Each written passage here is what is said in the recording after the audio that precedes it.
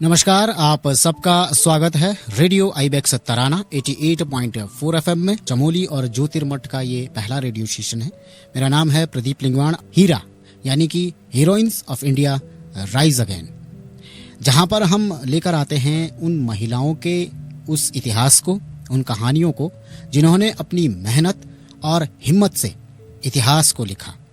और आज इसी सीरीज में, इसी कड़ी में एक और खास महिला के बारे में चर्चा करने के लिए हमारे बीच में उपस्थित हैं आईबेक्स प्री प्राइमरी स्कूल की प्रिंसिपल श्रीमती मंदाकिनी तिवारी जी। आपका बहुत बहुत स्वागत है ma'am. Thank you so much Pradeep ji, मुझे बुलाने के लिए और इतनी महान शख्सियत पे बात करने के लिए मुझे बहुत ही अच्छा महसूस हो रहा है। Thank you. तो मैं जानना चाहता हूं कि आज हम किस खास शख्सियत पर बात कर रहे हैं। जी, आज हम एक बहुत ही महान महिला फातिमा बीबी के बारे में बात करेंगे जी, जो कि हमारे भारत की पहली महिला रही जो सुप्रीम कोर्ट की जज बनी, और उनके बारे में आज हम बात करते हैं। बिल्कुल, तो आपका धन्यवाद। अपना कीमती समय निकालकर आप हमारे बीच में उनकी जानकारी लेकर आ रहे हैं। सबसे पहले हमें ये बताइए कि फातिमा बीबी कौन थी और उनकी सबसे बड़ी जो उपलब्धि है वो क्या थी। जी, फातिमा बीबी जैसे मैंने आपको बताया कि वो सुप्रीम कोर्ट की पहली महिला जज रही भारत की। उनका जो जीवन था बहुत ही साधारण जीवन था। उनका जन्म 1927 में हुआ था केरला के एक पतमथिट्टा नामक गांव में जी। और उनके पिताजी एक सरकारी अधिकारी थे। घर का माहौल बहुत ही पढ़ाई लिखाई वाला और डिसिप्लिन्ड था। शायद यही कारण था कि बचपन से ही उनको पढ़ने लिखने का बहुत शौक था, और इस तरह से उनकी जर्नी शुरू हुई। उन्होंने उस टाइम पे लीगल लॉ प्रोफेशन में आई जब महिलाओं के लिए ये क्षेत्र बिल्कुल ही अच्छा नहीं माना जाता था, या उनके लिए पॉसिबिलिटीज बहुत, अपॉर्चुनिटीज बहुत कम थी। जी, अब मेरा सवाल वहीं से निकल के आता है इसी जवाब से कि आप 1927 की बात कर रहे हैं। उस जमाने में लड़कियों का पढ़ना ही बहुत बड़ी बात थी जी। तो उनका सफर आसान था। देखिए, सफर तो अगर आज भी कोई व्यक्ति, महिला या पुरुष की बात नहीं करूंगी, एक नॉर्मल व्यक्ति अगर जीवन में कुछ अलग करके दिखाना चाहता है तो चुनौतियां तो हमेशा आती हैं। बिना चुनौतियों के सफलता नहीं है। और अगर महिला हो तो सफर और भी चुनौतीपूर्ण हो जाता है। लेकिन उनका जो सफर था वो बिल्कुल आसान नहीं था, ना ही सामाजिक तरीके पे, ना ही उनके वास्तविक जीवन से। बट डिटर्मिनेशन इतना हाई था, सेल्फ मोटिवेशन इतना हाई था कि वो तरक्की करते चले गए। और ये अचानक से उस टाइम पर या ऐसा करियर चुनना, इसको शुरू कैसे किया गया फिर? उनका शुरू से ही लीगल की तरफ काफी उनका इंटरेस्ट था। उनकी सबसे पहली शुरुआत थी वो उन्होंने त्रिवेंद्रम में लॉ कॉलेज में एडमिशन लिया। और जब उन्होंने एडमिशन लिया था, आप विश्वास नहीं मानेंगे, उनके क्लास में सिर्फ 5 लड़कियां थीं।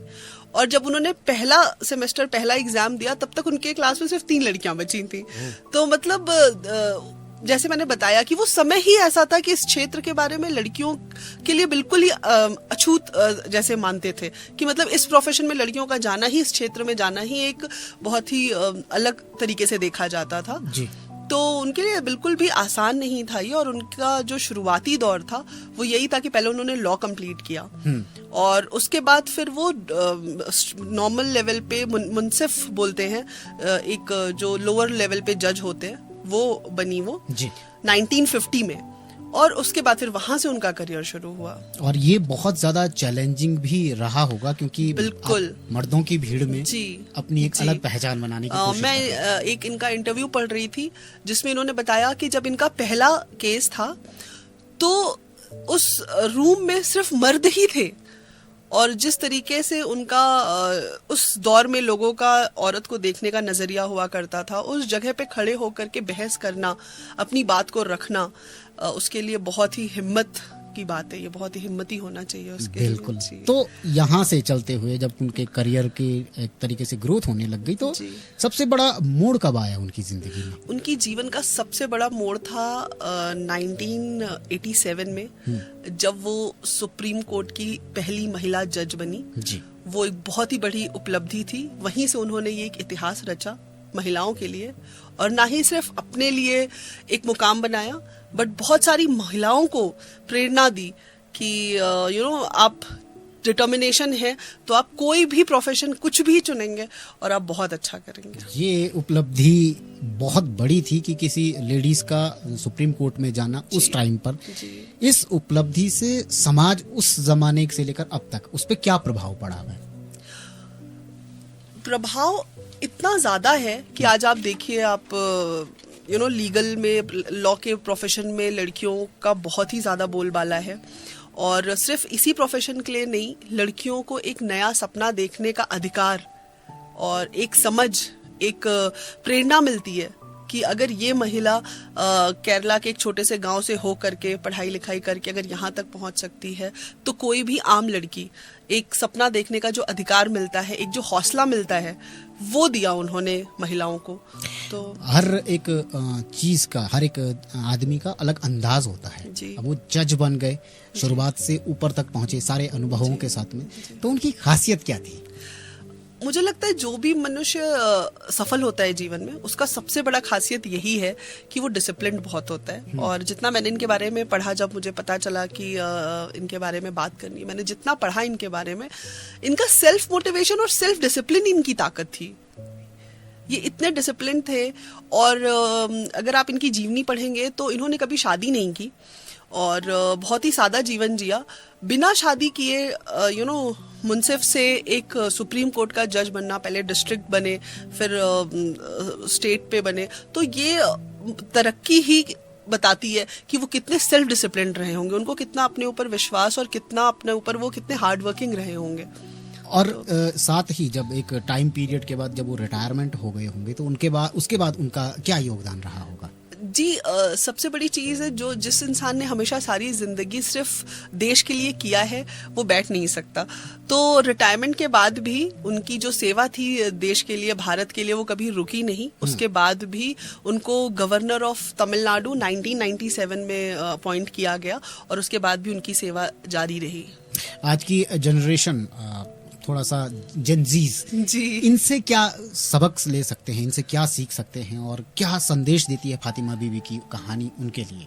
जी, फातिमा बीबी की जो कहानी है, वो सबसे बड़ा जो एक मुझे लगता है कि जो सबसे बड़ी लर्निंग है उनकी जीवन की, वो ये है कि अगर आपने कोई सपना देखा है, आप उसके लिए मेहनत करते हैं, अगर आप डिटरमाइंड हैं, आप प्रायोरिटाइज करते हैं और आप मेहनत से लगे रहते हैं ईमानदारी से, तो आपको आपकी मंजिल तक पहुंचने से कोई नहीं रोक सकता। आखिर में उनकी जो ये विरासत है, इतनी बड़ी कहानी, इतनी बड़ी सफलता, जी, इसको कैसे बयान करेंगे सीमित शब्दों में? बहुत ही सक्सेसफुल लाइफ रही उनकी। बहुत ही उन्होंने देश के लिए बहुत कुछ किया है। उनके जो निर्णय होते थे, जैसे मैंने आपको बताया, उनके 1-2 इंटरव्यूज और जो भी मैंने देखा, उसमें मैंने देखा कि वो बहुत ही न्यायप्रिय थी। शुरू से ही उनका लीगल के प्रति, लॉ के प्रति बहुत रुझान था, और उस रुझान के साथ साथ उन्होंने अपने जीवन से जुड़े चीज़ों को इतना समझा, इतना सीखा अपनी पर्सनल लाइफ से, कि वो जब भी कोई निर्णय लेती थी तो वो बहुत ही न्यायप्रिय होता था। कभी भी कोई डिस्क्रिमिनेशन, कभी भी कुछ भी ऐसा, उन्होंने किसी भी तरह का ऐसा न्याय नहीं लिया।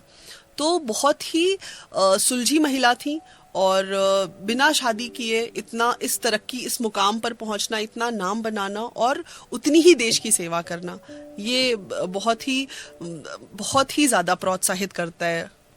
जाते जाते मैं बस एक छोटा सा सवाल करना चाहूंगा। हम एक सीमांत क्षेत्र में हैं और यहाँ की लड़कियां भी अपना करियर बनाना चाहती हैं। अब किसी ने ये कार्यक्रम सुना और उसने सोचा कि मैं भी ये कर सकती हूँ, तो कई बार परेशानियां आती हैं, क्योंकि समाज का ताना बाना कुछ ऐसा है अभी भी कि जज या वकील में लड़की होगी तो थोड़ा सा अरे, तो उनके लिए क्या कहना चाहेंगे? जी, बिल्कुल सही कहा आपने। हम सीमांत क्षेत्र में हैं, लेकिन सिर्फ बात यहीं तक सीमित नहीं है। बड़े बड़े शहरों में भी लड़कियों के लिए ऐसा प्रोफेशन चुनना आसान नहीं होता। मैं रिसेंटली जब पढ़ रही थी तो मुझे ये भी पता चला कि आज तक सिर्फ 6 महिलाएं ही सुप्रीम कोर्ट की जज बनी है, जबकि हमने जीवन में बहुत तरक्की कर ली है। हमारा देश बहुत आगे हो गया है, हम एक डेमोक्रेटिक कंट्री में रह रहे हैं और बहुत प्रोग्रेसिव है इंडिया। बट फिर भी आज भी हमारे पास गिनती पे ही, उंगलियों पे हम गिन सकते हैं इतनी ही महिलाएं। तो उन लड़कियों के लिए, उन महिलाओं के लिए मैं यही बोलना चाहूंगी कि आपके लिए ये क्षेत्र और ये दुनिया बिल्कुल खुली हुई है। खुली आंखों से सपने देखें, आगे बढ़ें, मेहनत करें और बहुत नाम कमा सकते हैं अगर आप डिटरमाइंड हैं तो। एक प्रेरणादायक कहानी, एक प्रेरणादायक आवाज से आपने हमें सुनाई। जी, आपका बहुत बहुत धन्यवाद ma'am. Thank you so much Pradeep.